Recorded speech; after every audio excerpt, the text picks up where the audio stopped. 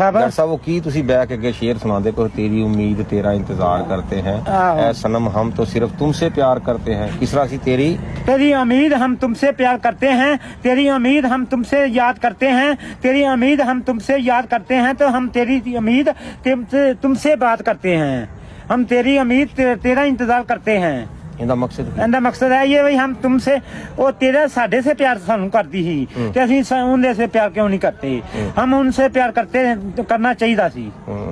ठीक हो गया डॉक्टर साहब वो की तुसी बैठ के अगे शेर सुनाते को तेरी उम्मीद तेरा इंतजार करते हैं ऐ सनम हम तो सिर्फ तुमसे प्यार करते हैं किस तरह सी